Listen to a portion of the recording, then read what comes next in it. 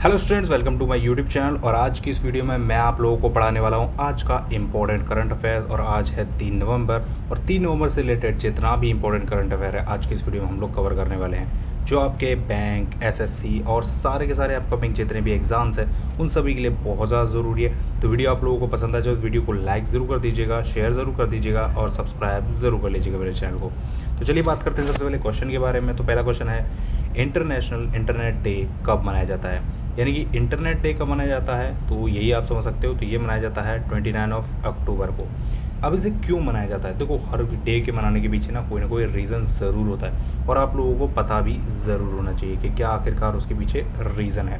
तो देखो, इसके पीछे का रीज़न बहुत सिंपल है कि हमारे मतलब कह सकते हो कि दुनिया में 1969 में जब सबसे पहली बार एक कंप्यूटर से दूसरे कंप्यूटर में एक संदेश यानी कि इलेक्ट्रॉनिक संदेश इंटरनेट के माध्यम से भेजा गया था, तो उस चीज़ को मेमोरेबल बनाने के लिए, उस दिन को याद करने के लिए, और वो तारीख थी 29 अक्टूबर, उस चीज़ को एक मेमोरेबल बनाने के लिए 2005 में ये इनिशिएटिव लिया गया था कि इस दिन से यानी कि 29 अक्टूबर से एक डे मनाया जाएगा जिसे इंटरनेशनल इंटरनेट डे कहा जाएगा।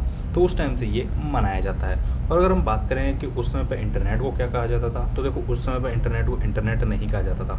अगर आप लोगों को कोई बोलता है इंटरनेट कहा जाता था तो वो गलत है। उस समय पर इंटरनेट को क्या कहा जाता था, एक शॉर्ट फॉर्म होती थी जिसका नाम था ये, ठीक है। इसकी जो फुल फॉर्म है वो है advance research project agency network, advance research project agency और ये नेटवर्क, ठीक है। तो ये था इंटरनेट का पुराना नाम। ये भी आप लोगों से कई बार आप लोगों के एग्जाम में पूछ लिया जाता है, तो इसीलिए मैं आप लोगों को बताते रहूँ। पढ़ते हैं अगले क्वेश्चन की तरफ। अगला है कि दुनिया की पहली साइंस टून किताब बाय बाय कोरोना को किसने जारी किया है? तो ये आनंदीबेन पटेल ने किया है। ये कौन है? ये उत्तर प्रदेश और साथ में मध्य प्रदेश दोनों की गवर्नर हैं, और इन्होंने इस जो किताब है उसको जारी किया है। अब देखो, एक तो होता है जारी करना, दूसरा होता है कि आखिरकार ये किसने लिखी है। देखो, ये है जारी करने का सीन, ठीक है। ये है आनंदीबेन पटेल जिन्होंने इसको जारी किया है। सॉरी, ये महात्मा गांधी हैं, ये इन्होंने जारी किया है, ठीक है। आप लोग समझ लेना।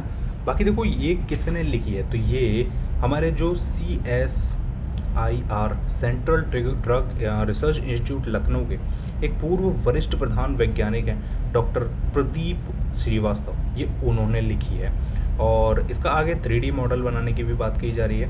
साथ ही साथ देखो, इस किताब के बारे में बता देता हूँ आप लोगों को। इस किताब में है क्या? देखो, इस किताब में जो कोविड-19 है, उस कोविड-19 के बारे में विस्तार से जानकारी लिखी हुई है। ये लगभग 220 पन्नों की एक किताब है, जिसमें कि मतलब आप कह सकते हो कि कोरोना वायरस के लक्षण क्या है, उसकी सावधानी क्या है, उसकी रोकथाम क्या है, उन सब के बारे में बताया गया है।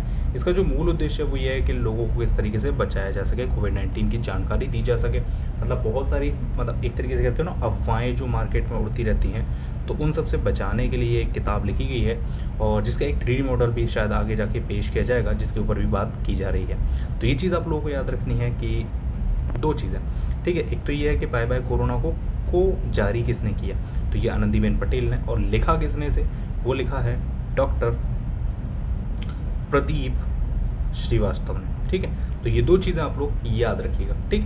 बढ़ते हैं अगले क्वेश्चन की तरफ। अगला क्वेश्चन है, हाल ही में 14th एशियन फिल्म अवार्ड 2020 में किस फिल्म को बेस्ट ओरिजिनल स्कोर का अवार्ड दिया गया? तो ये दिया गया है गली बॉय को। यार समझ में नहीं आता इन लोगों ने क्या सोच के दिया है, बट दे दिया है गली बॉय को। उससे भी अच्छी अच्छी मूवीज़ थी जो डिजर्विंग थी, एक केसरी आप कह सकते हो, तो उसको नहीं दिया गया, अब गली बॉय को दे दिया गया। चलो ठीक है, आप लोगों ने देखा ही होगा। फिल्म फेयर में भी इसी तरीके से हुआ था, पता नहीं क्या। छोड़ो यार, अब इस बात पर डिस्कशन नहीं करना। आप लोगों को मैं ये बता देता हूँ कि जो 14th एशियन गेम्स थे, सॉरी फिल्म अवार्ड थे, उसमें गली बॉय को ये अवार्ड मिला है बेस्ट ओरिजिनल स्कोर का। बाकी देखो, वो जो इसके डायरेक्टर हैं वो हैं जोया अख्तर, और रणवीर सिंह और आलिया भट्ट ने इसमें परफॉर्म किया है, आप लोगों को पता ही होगा। अब देखो, कुछ चीज़ें और याद रखो आप लोग। ये है पूरे 14th Asian film award winners की लिस्ट। इसमें से देखो सारी नहीं याद रखनी है आप लोगों के एग्जाम में, कुछ और क्वेश्चंस भी आ सकते हैं, जैसे कि बेस्ट एक्टर कौन है। तो ये आप लोगों को याद रखना है कि ली ब्यूंग हूँ, ये पता नहीं कौन है, साउथ कोरिया के, नाम ही बड़े अजीब हैं। बेस्ट एक्ट्रेस की बात करें तो जोंग डोंग की, पता नहीं क्या नाम रखते हैं यार ये लोग। और एक बेस्ट डायरेक्टर, ठीक है। ये चीज़ आप लोग याद रखिए। एक लास्ट बेस्ट फिल्म और याद रखिएगा आप लोग, ये साउथ कोरिया की है। तो ये कुछ चीज़ें हैं जो आप लोगों से एग्जाम में, अगर एग्जामिनर डीप लेवल पे जाता है तो वहाँ आप लोगों से पूछ लेगा, वरना आप लोग सिर्फ और सिर्फ इंडिया के बारे में याद रखिए कि इंडिया के किसको अवार्ड मिला है, गलीबॉय को अवार्ड मिला है। ठीक है, तो ये चीज़ आप लोग बस इतना याद रखिएगा। बढ़ते हैं अगले क्वेश्चन की तरफ। अगला है बीसीसीआई द्वारा वुमेन T20 चैलेंज 2020 का टाइटल स्पॉन्सर किसे बनाया गया है, तो ये जियो को बनाया गया है।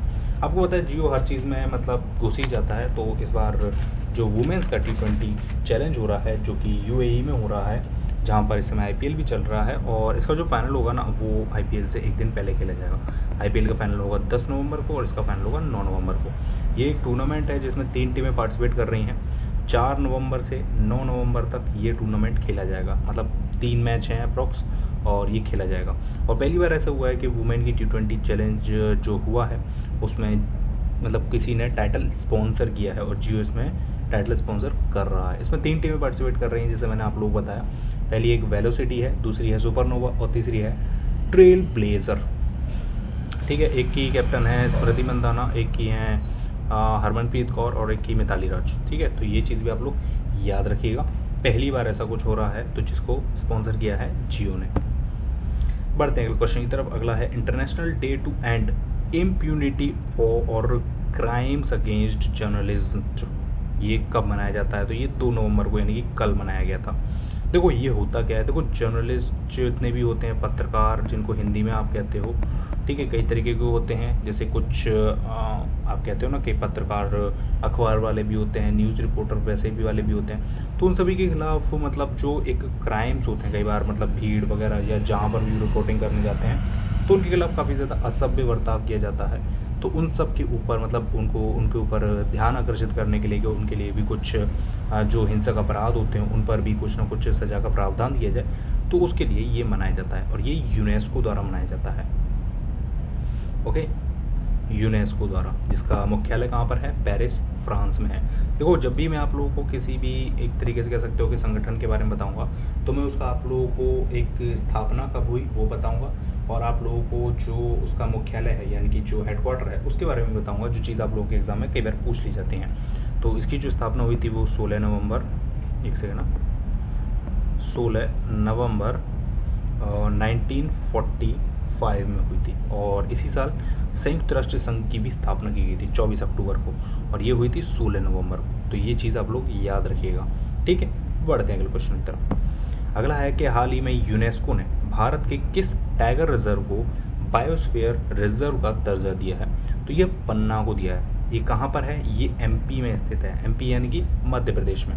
ठीक है, तो भोपाल में जो एमपी की कैपिटल है भोपाल, वहाँ पर स्थित है पन्ना टाइगर रिजर्व, और अब ये world network of biosphere reserve list में शामिल हो गया है, जो कि यूनेस्को की है। जैसा कि मैंने आप लोगों को यूनेस्को के बारे में अभी पिछले क्वेश्चन में भी बताया था, तो यूनेस्को ने पन्ना जो रिजर्वायर है वो उसको शामिल कर लिया है अपनी लिस्ट में। और इसके बारे में अगर मैं आप लोगों को बताऊं तो भारत में और भी ऐसे मतलब जो रिजर्वायर्स हैं जहां पर मतलब जो यूनेस्को की साइट्स में वो 12 हैं, और जिसमें से सबसे बड़ी बात यह है कि मध्य प्रदेश के 3 साइट्स हैं। और पन्ना टाइगर रिजर्वायर की अगर हम बात करें तो यहाँ पर लगभग 54 टाइगर्स हैं।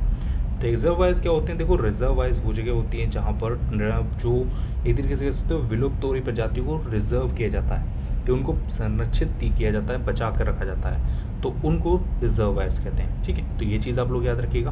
बाकी देखो अगर मैं बात करूँ एमपी के बारे में, यानी कि इसकी कैपिटल में बता चुका हूँ भोपाल है। यहाँ के जो सीएम है वो शिवराज सिंह चौहान है, और गवर्नर आनंदीबेन पटेल हैं जो कि एडिशनल चार्ज पर हैं, क्योंकि यहाँ के जो गवर्नर थे उनका निधन हो गया था, और उनकी जगह पर आनंदीबेन पटेल को यहाँ पर नियुक्त किया गया गवर्नर, और जो कि यूपी यानी उत्तर प्रदेश की भी गवर्नर है। ठीक है, तो ये चीज़ आप लोग याद रखिएगा। अगला क्वेश्चन है कि हाल ही में प्रधानमंत्री मोदी ने किस शहर में भारत की पहली सी प्लेन सर्विस की शुरुआत की है। देखो ये बहुत ज़्यादा हाई पर है क्वेश्चन, और आप लोग के एग्जाम में ज़रूर आएगा। ये गुजरात में की गई है। तो पीएम मोदी ने ये इनॉग्रेट किया है, और उन्होंने ही फर्स्ट फ्लाइट लेकर इसको चालू किया था। और ये स्टैचू ऑफ जो यूनिटी है ना, जो सरदार वल्लभ भाई पटेल का स्टैचू है, उसके पास ही है जो केवदिया, एक गुजरात का नर्मदा डिस्ट्रिक्ट है, उससे लेकर जो साबरमती रिवर फ्रंट है ना अहमदाबाद में, उसके बीच में चालू की गई है, जो कि अप्रॉक्स 200 किलोमीटर का रास्ता है। और जिसको पार करने में पहले लगभग आप कह सकते हो 4 घंटे के आसपास लगते थे, वो अब 45 मिनट में ये दूरी सी प्लेन के ज़रिए तय की जा सकती है। ये एक 12 पैसेंजर का प्लेन है जिसमें 12 पैसेंजर जा सकते हैं और ईच वन की कॉस्ट जो है वो 4,800 रुपये रखी गई है। कॉस्ट काफ़ी ज़्यादा है, आप कह सकते हो एक नॉर्मल पर्सन अफोर्ड नहीं कर सकता इतनी, बट अगर आपको जाना है तो आप लोग जा सकते हैं। ठीक है, बढ़ते हैं अगले क्वेश्चन की तरफ। तो देखो ये थे आज का इम्पोर्टेंट क्वेश्चंस जो आप लोगों के एग्जाम से बहुत ज़्यादा ज़रूरी। बाकी देखो अब मैं आप लोगों को कुछ ब्रेकिंग न्यूज़ बताता हूँ जो देश और दुनिया में चल रहा है, वो भी चीज़ें आप लोगों को बतानी चाहिए। सिर्फ और सिर्फ करंट अफेयर आप लोग के एग्जाम पॉइंट ऑफ व्यू से नहीं, आपको एक नागरिक बनना है, एक अच्छा नागरिक बनना है, तो आप लोगों को ये न्यूज़ भी बतानी चाहिए। गुजरात के जो भूतपूर्व सीएम हैं, ठीक है, केशु भाई पटेल, उनका निधन हो गया है। Former Turkish prime minister Mesut Yildirim, उनका भी निधन हो गया है, ही पासेज अवे। ओके, और दिल्ली के जो पब्लिक बसेस हैं उनमें फुल सीटिंग, जितनी भी सीटिंग है उसकी कैपेसिटी के अनुसार जो मतलब वहाँ पर बैठने की क्षमता थी उतनी ही क्षमता को रिज्यूम कर दिया गया। पहले ये था कि पहले सिर्फ 50% पैसेंजर ही बैठ कर जाएंगे, 50% बस खाली जाएगी, लेकिन अभी फुल्ली सीट को ऑक्यूपाई करने का ऑर्डर जारी कर दिया गया है।